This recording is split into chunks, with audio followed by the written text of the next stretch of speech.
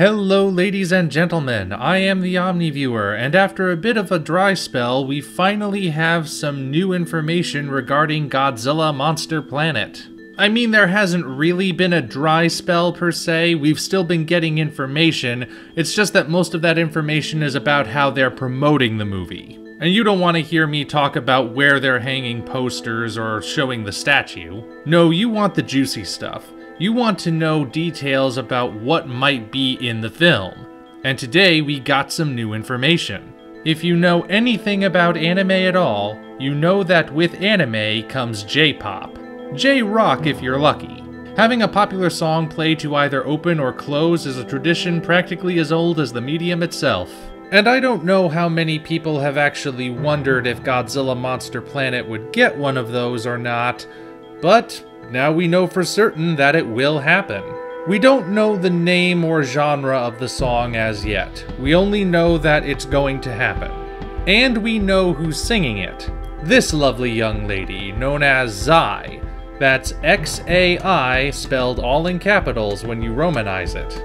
If you haven't heard of her before, well, that's completely understandable because she's brand spanking new to this game. Singing for Godzilla Monster Planet will be her big debut. And man, what a way to start your career, am I right?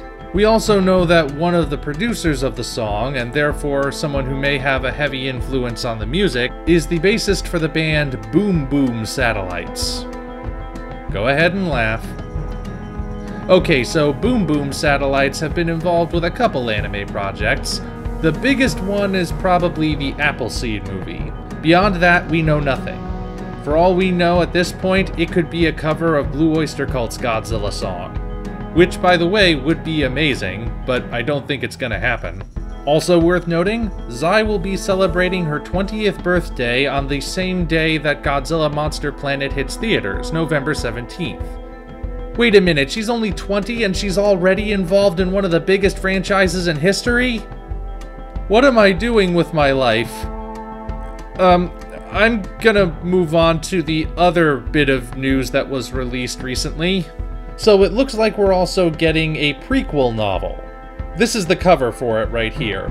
It's basically the poster that gave us our first look at Anigoji, but with all of the white shaded in red.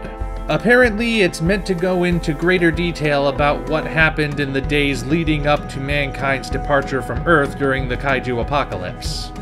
And apparently a good chunk of it at least will be written as eyewitness testimony.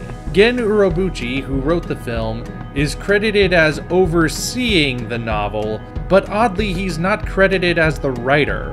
At least not as far as I've seen.